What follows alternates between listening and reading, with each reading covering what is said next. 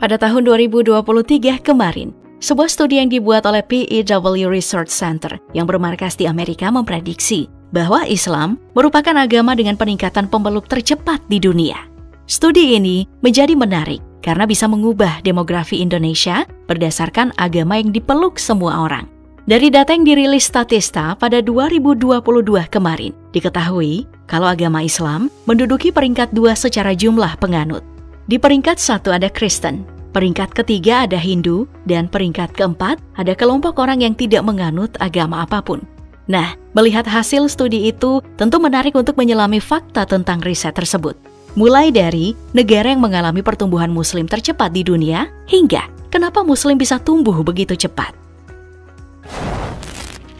Mari kita mulai dengan membahas negara mana saja yang mengalami pertumbuhan muslim tercepat di dunia.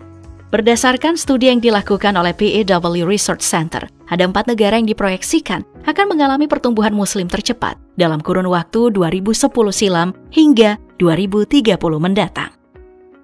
Pertama, ada Amerika Serikat.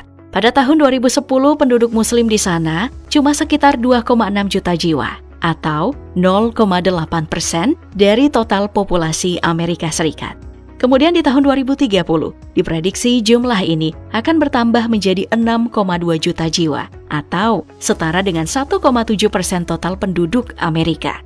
Jumlah ini nantinya akan membuat jumlah orang muslim menyaingi orang Yahudi dan kelompok episkopal di Amerika.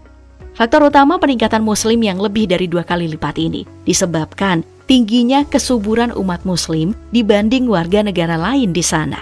Nah, peningkatan orang muslim ini juga menjadi menarik karena pada awalnya orang muslim cuma merupakan budak pertanian di Amerika pada abad ke-16. Kemudian sekarang berubah menjadi komunitas yang begitu besar.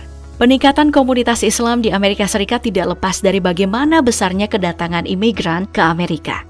Dari sejarahnya, diketahui kalau gelombang migrasi pertama umat Islam terjadi di Amerika Serikat pada tahun 1875 hingga 1912. Kebanyakan imigran itu datang dari Suriah, Yordania, Palestina, dan negara Timur Tengah lainnya. Lalu yang kedua ada Kanada. Negara ini diproyeksikan akan mengalami pertumbuhan umat muslim hampir 3 kali lipat dalam kurun waktu 20 tahun. Di tahun 2010 jumlahnya hanya 1 juta jiwa. Di tahun 2030 mencapai 2,7 juta jiwa. Peningkatan signifikan ini sangat kontras dengan sejarah Islam di Kanada. Saat negara ini merdeka tahun 1967, cuma ada 13 muslim asal Eropa yang mendiami Kanada. Lanjut, negara ketiga ada Rusia, di mana dalam studi tersebut Rusia disebutkan mengalami peningkatan umat Islam mencapai 0,6% tiap tahunnya. Pada tahun 2010, umat Islam di Rusia mencapai 16,4 juta jiwa, dan diproyeksikan pada tahun 2030 mendatang, jumlahnya naik mencapai 18,6 juta jiwa. Peningkatan umat Islam yang terjadi di Rusia tidak terlepas dari sikap Putin yang berhasil mendapatkan sentimen positif dari orang Islam. Pemimpin Rusia ini memang dikenal dekat dengan simbol-simbol Islam, mulai dari sering mengutip Al-Quran dalam pidatonya, kemudian menyindir Swedia karena mengizinkan pembakaran kitab suci, hingga yang paling kontroversial adalah keberpihakannya pada Hamas Palestina. Padahal kita semua tahu kalau Hamas pada 2023 ini banyak dicap sebagai organisasi teroris berbahaya. Selain sentimen positif yang ditimbulkan oleh Putin, umat Islam juga nyaman di Rusia karena sudah mendapatkan pengakuan sebagai agama tradisional Rusia. Lanjut ke negara keempat yang ternyata diisi oleh negara yang tidak terduga, yaitu Israel. Dalam kurun waktu 40 tahun, peningkatan umat Islam di negara Zionis ini memang sangat besar. Tahun 1990, jumlahnya cuma mencapai 600.000 jiwa, atau 14% dari jumlah populasinya. Kemudian, tahun 2010 meningkat menjadi 1,3 juta jiwa, atau mencakup 17,7% populasi Israel. Nah, di tahun 2023 mendatang, jumlah ini diproyeksikan tembus mencapai 2,5 juta jiwa atau mendapat porsi hingga 23% dari jumlah populasi Israel. Nah, meski Israel ini banyak mendapat sentimen negatif umat Islam dunia karena kasus Palestina, siapa sangka kalau ternyata banyak fakta menarik tentang umat Islam Israel. Mulai dari adanya 400 masjid di Israel yang peningkatannya mencapai 5 kali lipat dibanding tahun 1988. Kemudian, ada juga 300 imam dan muazin yang digaji pemerintah. Jadi, meski Israel mendapat sentimen yang begitu negatif, bisa dibilang kalau umat Islam di sana mendapat kebebasan mereka dalam beragama. Setelah melihat bagaimana semua negara tadi mengalami peningkatan pertumbuhan Muslim yang begitu pesat, hal tersebut ternyata hanya sebagian dari apa yang dihasilkan dari studi PEW Research Center. Dalam sebuah studi lanjutan yang melibatkan 200.000 sampel dari 95 negara dan 130 bahasa berbeda, organisasi ini memuat bahwa dalam kurun waktu hingga 2060 mendatang, Muslim bisa mendominasi dunia dalam segi jumlah. Pada tahun 2060 mendatang, populasi dunia diprediksikan akan meningkat signifikan mencapai 32%. Kemudian, peningkatan populasi ini jelas akan diikuti peningkatan jumlah pemeluk seluruh agama yang ada.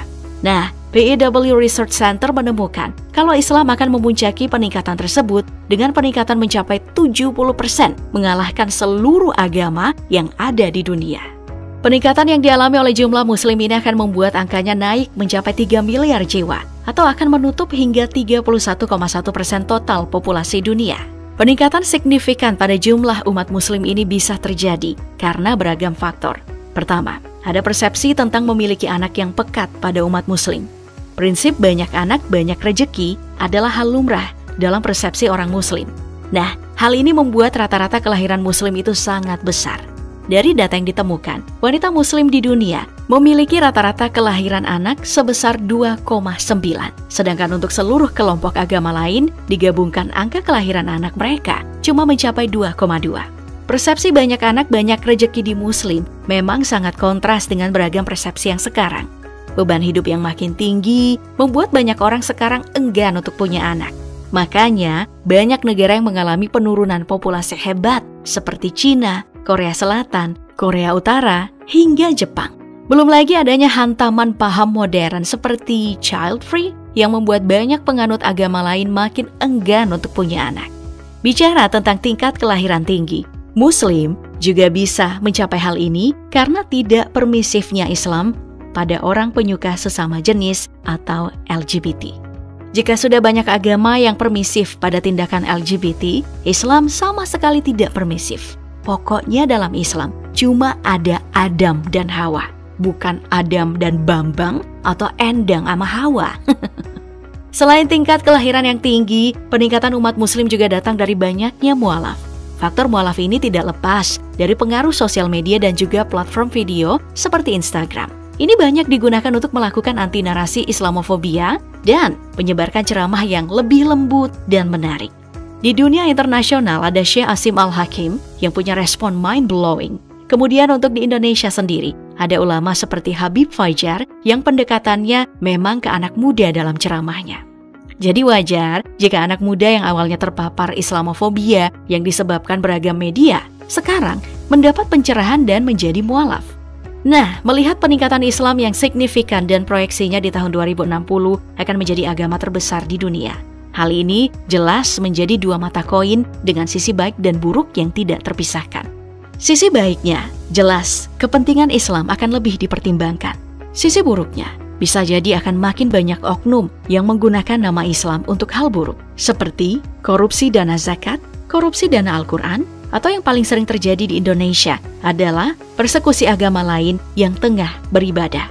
Nah, padahal kita sama-sama tahu kalau Islam ini agama yang damai dan adil. Jadi kalau ada oknum seperti itu, harus kita lawan bersama dan jangan diam saja. Jangan sampai pertumbuhan Muslim dunia ini menjadi negatif dan tidak positif. Padahal kita jelas mau pertumbuhan itu dinilai positif.